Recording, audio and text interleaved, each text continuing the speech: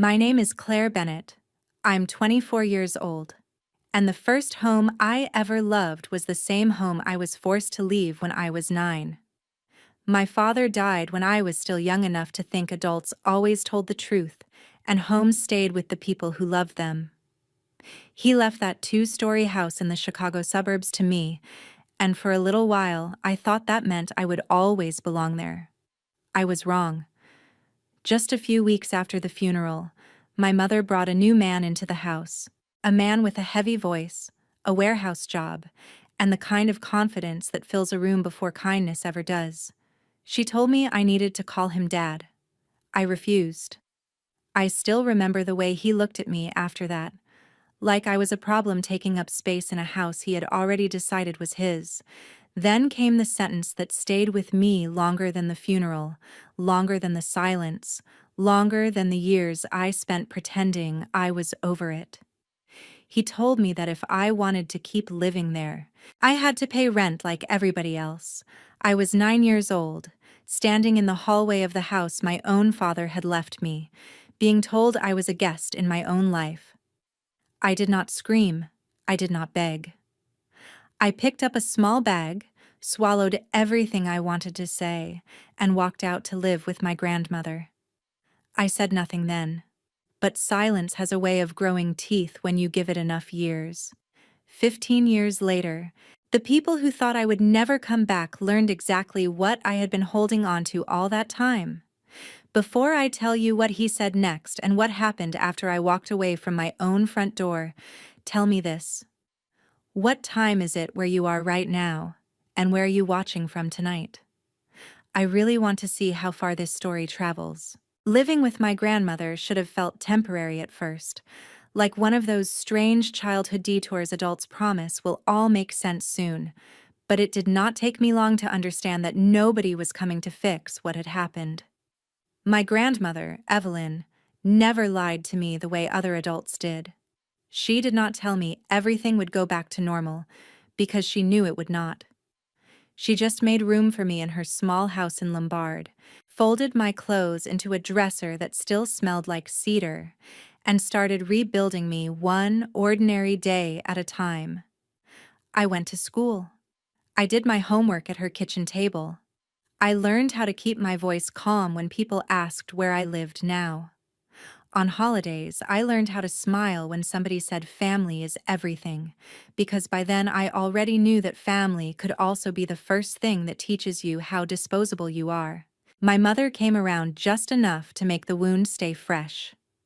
A few times a year she would stop by in a nice coat, carrying a grocery store pie or some small gift that always felt like an excuse more than an offering.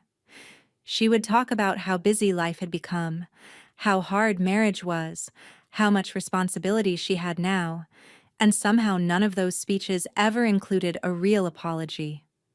She never said, "I am sorry I let a stranger talk to you that way in your father's house." She never said, "I am sorry I left you to figure out what rejection feels like before you were even 10. Instead, she talked about sacrifice, about how complicated adults can be, about how one day I would understand. What I understood instead was that she had built a new life, and I was the piece that did not match the furniture. She had given my room away. She had turned my father into a subject nobody wanted mentioned. She had allowed that house to become theirs in conversation long before they ever earned the right to call it that. As I got older, I stopped expecting warmth from her. I stopped waiting for birthdays to matter. I stopped hoping Thanksgiving would include an invitation that felt sincere. My grandmother never pushed me to hate her, and maybe that is one reason I grew up with a conscience instead of bitterness spilling out everywhere. She taught me how to hold pain without letting it rot me from the inside. She also taught me something else that would matter later. She kept paperwork. Every tax record, every letter, every copy of the will, every formal document related to my father's estate went into a locked metal box in her closet until I was old enough to understand what any of it meant. When I turned 18, she sat me down at the kitchen table and slid the box toward me like it contained a second version of my life. That was the day I read my father's name on those pages with adult eyes. Daniel Bennett, sole owner, property transferred by will to his daughter, Claire Bennett. My mother's signature was there too, acknowledging the transfer. My hands shook when I saw it, not because I was surprised, but because for the first time I had proof that what happened to me was not just cruel. It was wrong in a way the law could understand. Still, I did nothing. I went to college. I earned a degree in marketing at Illinois State. I got a job with a real estate software company in downtown Chicago. I built a life that looked stable from the outside, and for a while I convinced myself that stability was enough. But even then, I kept that paperwork in my own safe, tucked behind old report cards and my father's watch, because some part of me knew the story was not finished. Some people think revenge begins with anger. Mine began with patience. By the time I was 24, my life finally looked like something my grandmother could point to with pride. I had a steady job, a clean apartment in Oak Park, and a man in my life who never once mistook control for love. Ethan Parker was the kind of person who listened all the way through an answer instead of preparing his own while you were still speaking. He was a civil engineer, practical in the best ways, warm in the quiet ways. And when he proposed to me on a cold Saturday evening near the river, my first thought was not about the ring. It was about home. Real home. Not the apartment I rented. Not the safe little place my grandmother had made for me out of kindness. I thought about the two-story house in the suburbs that my father had bought before I was born, the one with the narrow front porch and the maple tree out back. The one I still saw in dreams exactly as it had been before grief and selfishness moved in. Ethan and I started looking at houses the way engaged couples do, with too many tabs open and too many numbers scribbled onto notepads. We toured places with bland gray walls and tiny yards and kitchen islands that looked staged for people who never cooked. We talked about mortgage rates, commute times, and whether we wanted something move-in ready or something we could make our own. Then, one Sunday afternoon, while we were driving back from a showing in Naperville, Ethan asked me a simple question. If you could live anywhere, where would it be? I did not answer right away because the answer embarrassed me. It felt childish to still want the house I had lost at 9, but once the thought surfaced, it would not go back down. That night, I drove to my grandmother's house alone. She took one look at my face and knew exactly where my mind had gone. We sat at the same kitchen table where I had once read the will, and I asked her questions I had spent years avoiding. Were they still living there? Had they ever paid anything toward the property? Did anybody ever challenge the will again? My grandmother answered each question carefully. Yes, they were still there. No, they had never paid me a dime. And no, nobody had overturned anything because the documents were airtight. Then her expression changed. She told me things had gotten ugly in that house. Ray had lost his warehouse management job after a screaming match with his supervisor. Kelsey, his daughter, was in the middle of a bitter divorce and had moved back into the house with boxes, debt, and a level of entitlement that made the whole place feel even smaller. Travis had bounced between jobs and had started borrowing money from anybody willing to believe his promises. My mother was trying to keep up appearances, but the bank had started calling about other debts, and there was talk around church that they might be close to losing more than their pride. I remember sitting there with my hands wrapped around a mug of coffee gone cold, waiting for myself to feel satisfaction. I did not. What I felt was something sharper and cleaner. Clarity. They had not just taken advantage of me. They had taken my father's last gift and treated it like a free shelter for every bad decision they made. While Ethan and I were budgeting and building and planning honestly, they were living in a house that never belonged to them, leaning on a lie they had told so long they probably started believing it. My grandmother, being who she was, told me not to let bitterness decide my next step. She said that if I did this, I had to do it because it was right, not because it would feel good to watch them panic. That advice stayed with me. I went home, opened the safe in my closet, and spread the paperwork across the floor. The will, the transfer documents, tax receipts, copies of correspondence from the estate lawyer. The evidence did not look dramatic. It looked boring, official, almost cold. But to me, it felt like 15 years of silence finally turning into a voice. I called a property attorney the next morning before work. Her name was Rebecca Sloan, and after 20 minutes on the phone, she said the sentence that changed everything. Claire, if these documents are what you say they are, you have every right to take your house back. The first thing Rebecca told me was not to do anything emotional, impulsive, or theatrical. She said people lose strong cases every day because they get hungry for a scene before they secure a result. So I listened. I gathered every document she asked for, scanned every page, sent over proof that the property taxes had continued to be paid through the estate arrangements and later through funds my grandmother helped me manage, and answered every question she had with the kind of precision grief had trained into me. When she was satisfied, she told me to give my mother one chance to respond like a decent human being before we escalated. I wrote the email myself. I kept it polite, short, and impossible to twist into aggression. I explained that I intended to reclaim possession of the house my father left me. I said I planned to repair it and move in after my wedding. I asked that we handle the transition respectfully and privately. I even offered reasonable time for them to make arrangements. I read that email 5 times before sending it, and every version of me that had ever wanted a mother was still alive enough to hope the reply might hurt a little less than the years had. It did not. Her answer came the next morning. 3 lines. Cold, clipped, and almost irritated that I had interrupted her day. She told me not to disrupt her family with old drama. She said the house had been their home for years. Then she ended with the sentence that finally killed whatever was left of my hesitation. Stop bothering us. Not let's talk. Not, this is painful. Not, I know I owe you an explanation. Just stop bothering us.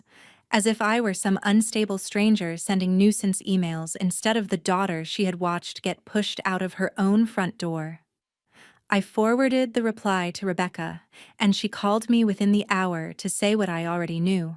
We were done trying the soft way. Still, before the legal notice went out, I made one mistake. I went to the house. Some part of me needed to see it with adult eyes, needed to stand in front of it and let reality either match or correct the version I had carried in my head for 15 years. The neighborhood looked smaller than I remembered, but the house itself hit me like a hand to the chest. The porch had been repainted an ugly dark color.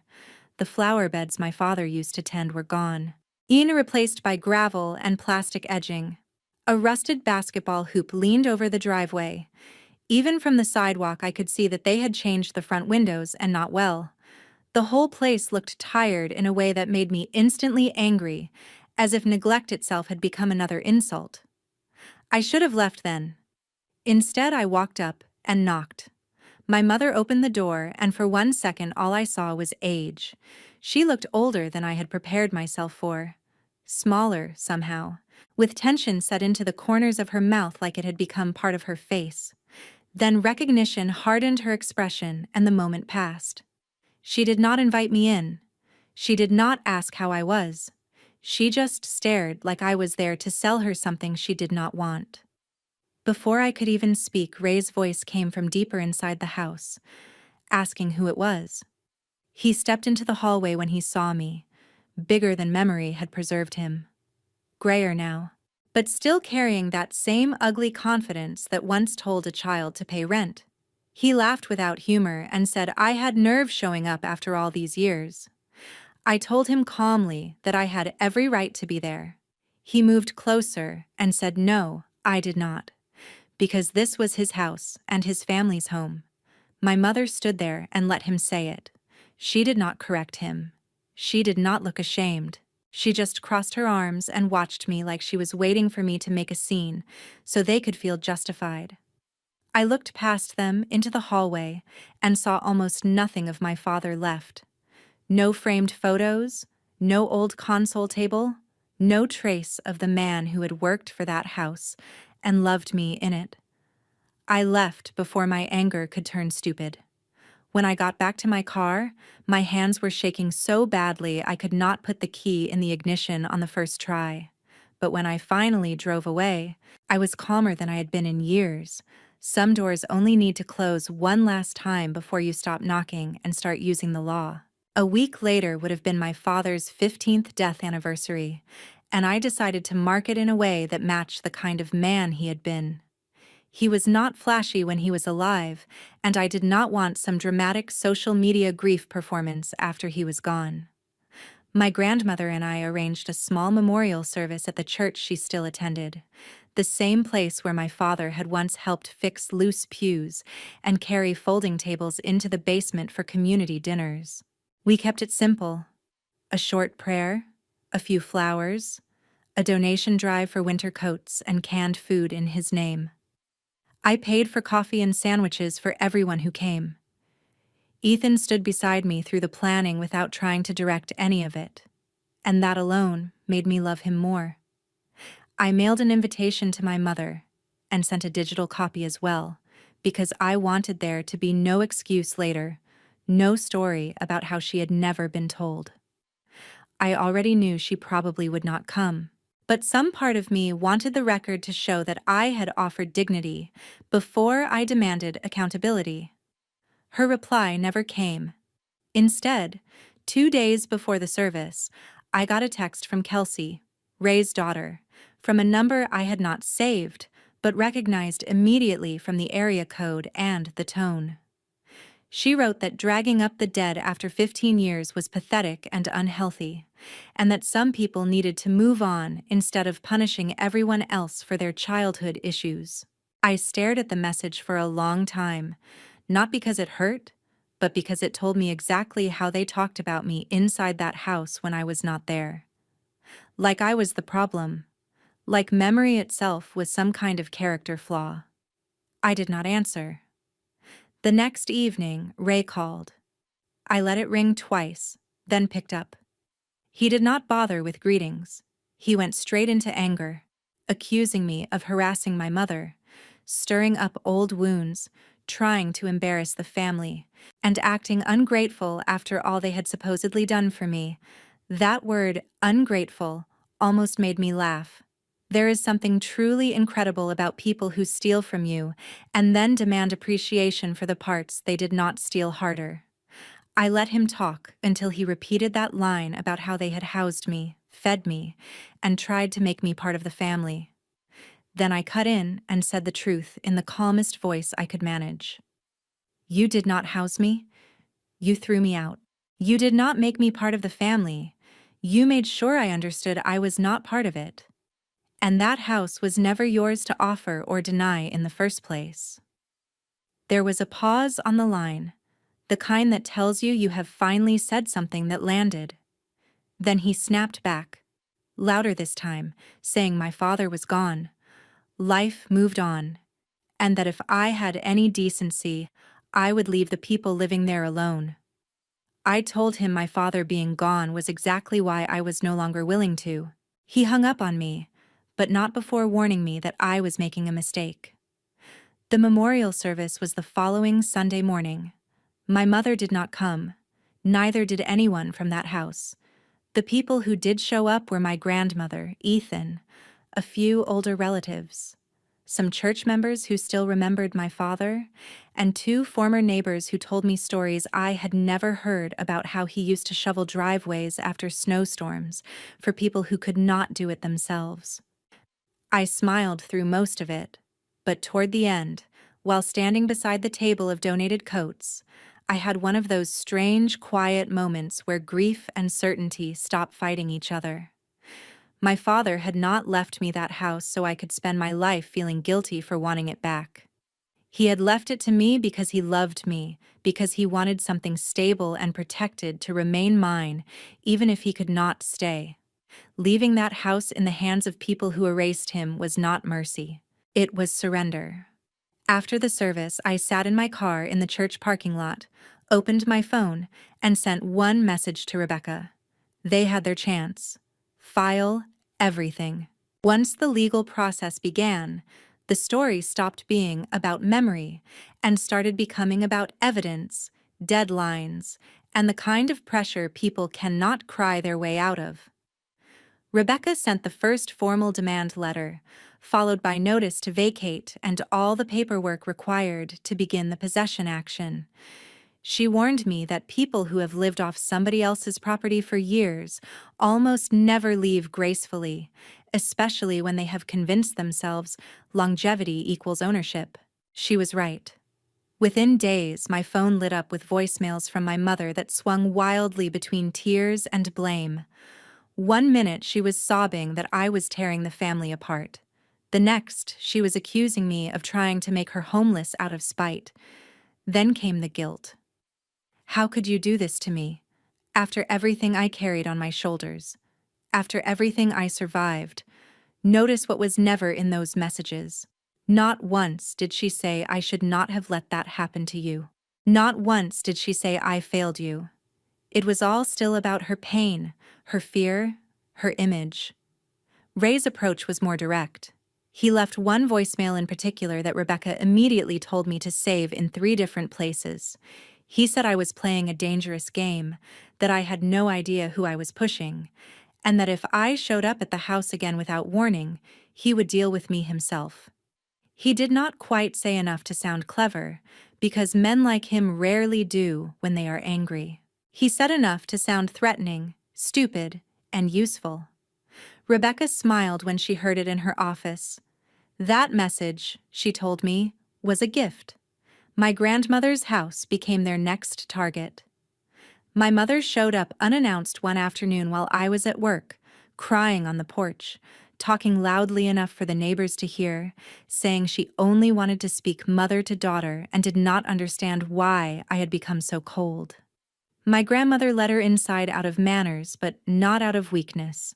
When I got there, my mother was seated at the kitchen table in the exact chair where I had once done spelling homework after she left me there for good.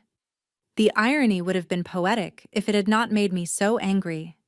She stood up when I walked in and immediately reached for the performance she knew best. Tears, trembling hands, a wounded voice. She said I was punishing her for mistakes made a long time ago, and that Ray had been harsh, but had only wanted order in the house. Order. That was her word for a child being told to pay rent to stay in her own home. I told her not to rewrite what happened.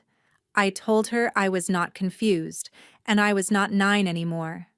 Then, because I had carried it long enough, I laid it all out.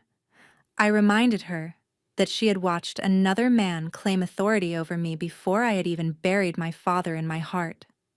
I reminded her that when I lived with Grandma, she came around just enough to protect her conscience, not enough to protect me. I reminded her that there had been birthdays she missed, Christmases she reduced to rushed visits, and years of my life she treated like an inconvenient branch of a tree she had already cut down.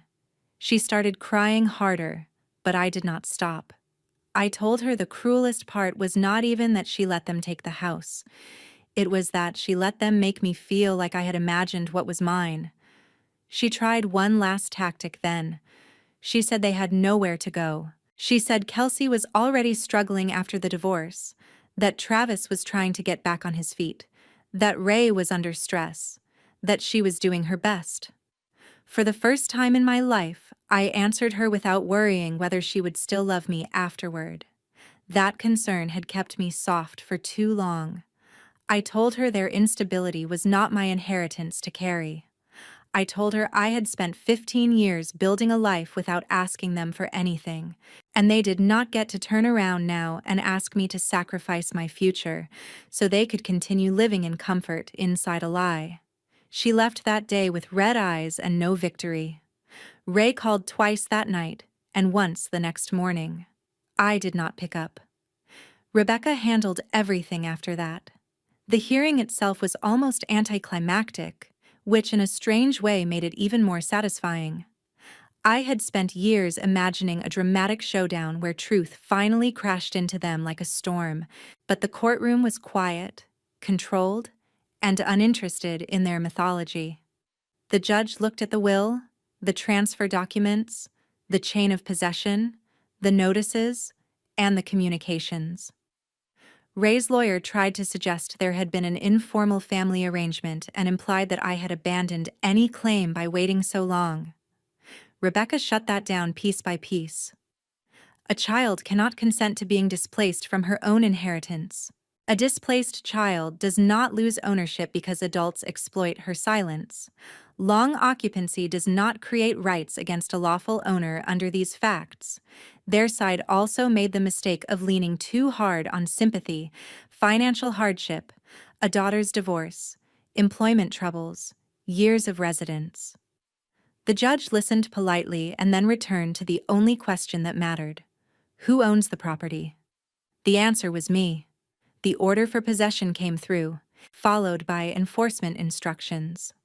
On top of that, Rebecca advised me to pursue recovery for unauthorized modifications and visible damage to parts of the home they had altered without permits. When she explained that those costs could become their responsibility too, I felt no thrill, just a grim sense of balance. Actions add up. Neglect adds up. Disrespect adds up. The law was finally counting what they had spent 15 years pretending did not matter. They had 30 days to prepare, and still they delayed, argued, and hoped I would break first. What they never understood was that I had already survived the hardest part of this story when I was 9. Paperwork was easy. The morning they lost the house began before sunrise. The air had that cold, sharp edge late fall brings to the Chicago suburbs, the kind that wakes every nerve in your body whether you are ready or not. I arrived in a dark coat with Ethan on one side of me and Rebecca on the other. And even though I had imagined that moment more times than I could count, the reality of it was quieter than revenge stories usually are. No music, no speech. Just the sound of tires on damp pavement and my own heartbeat trying to keep pace with something 15 years overdue. A few minutes later, the sheriff's deputies pulled up with the court order. That was the detail that mattered most to me. I was not there to bully anybody, to scare them, or to drag them out through some petty fit of rage. I was there because the law had looked at the truth and answered in my favor. The deputies knocked first, then announced themselves. What happened next sounded almost exactly like the chaos I had once imagined, only sadder up close, shouting from inside. A crash somewhere near the front hallway.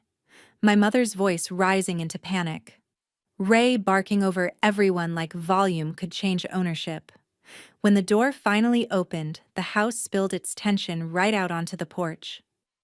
My mother looked stunned, pale, and suddenly older than I had ever seen her.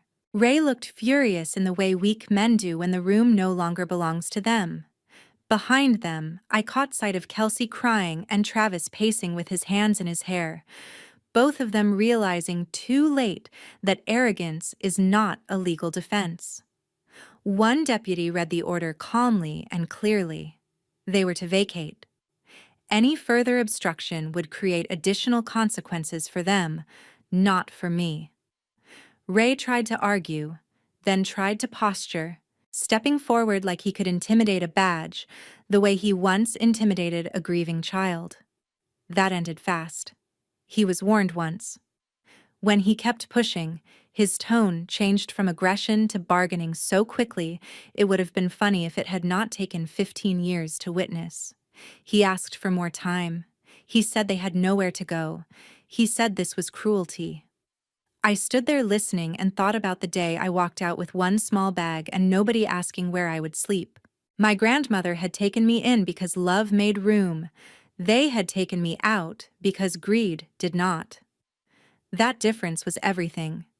The deputies gave them a short final window to gather essentials and move the process along, and the next 2 hours were the ugliest kind of honesty. People show you who they are when they are losing something they never had the right to keep. Kelsey cried like the world had betrayed her. Travis cursed under his breath and blamed everyone but himself. My mother kept looking at me, waiting for some sign of softness she could still use. Ray moved through the house in jerks and stomps, grabbing things with the indignation of a man outraged that Consequence had finally learned his address. And there I was, standing in the driveway of the home my father left me, feeling not triumphant exactly, but steady, deeply, finally steady. At one point, my mother stepped toward me and asked in this cracked voice whether I was really going to do this. I looked at her and realized how many years I had wasted hoping for a mother while standing in front of a woman who only wanted access to my mercy, never accountability for my pain. So I told her the truth. I said I was not the one doing this. She and Ray had done it 15 years ago when they decided a child's inheritance was theirs to occupy, and a child's place in the family was negotiable. All I had done was stop helping them pretend. When they were finally outside with armfuls of bags and boxes, the scene looked almost too fitting. The same front steps, the same doorway, the same house. Only this time I was not the child being sent away. I was the lawful owner watching the people who stole my home lose the shelter they built on selfishness. Before leaving, Ray turned back once with a look that promised he still wanted the last word. He did not get it. Rebecca handed one deputy the paperwork documenting visible damage and improper alterations to the property, and I saw something collapse in Ray's face that anger alone could not explain. It was not just that he had lost the house. He had lost the fantasy that there would never be a bill for the damage people like him leave behind. After the vehicles pulled away and the noise faded, I stood there for a long moment before walking inside. The house smelled wrong at first, stale and crowded and unfamiliar.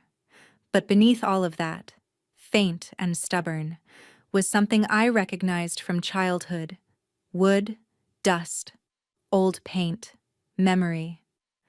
I walked through each room slowly. The living room where my father once fell asleep with a baseball game on. The hallway where I had been told to pay rent at 9 years old.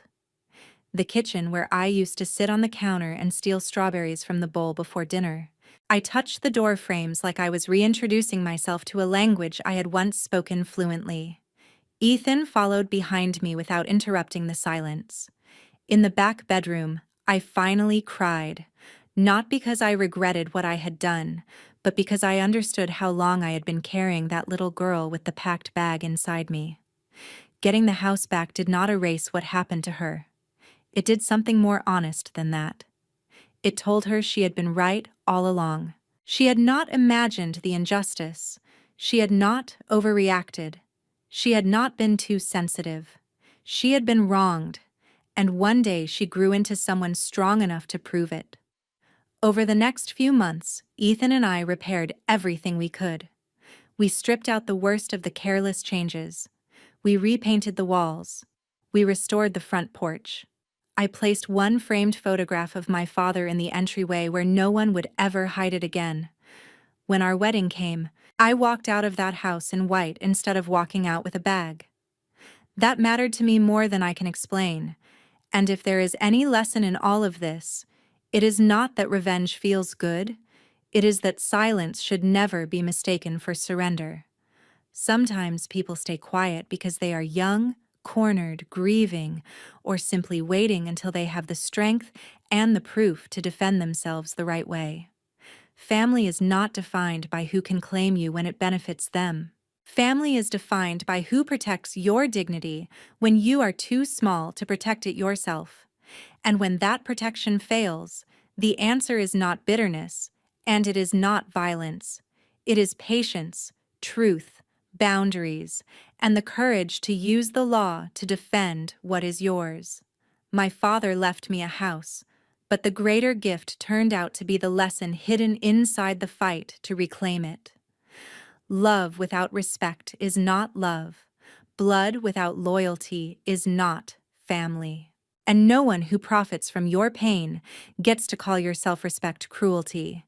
If you have ever had to fight your way back to something that should never have been taken from you, then you already know this. Healing does not always look soft. Sometimes it looks like standing on your own front lawn at sunrise, watching the lie end, and finally walking back into your life through the same door they once forced you to leave.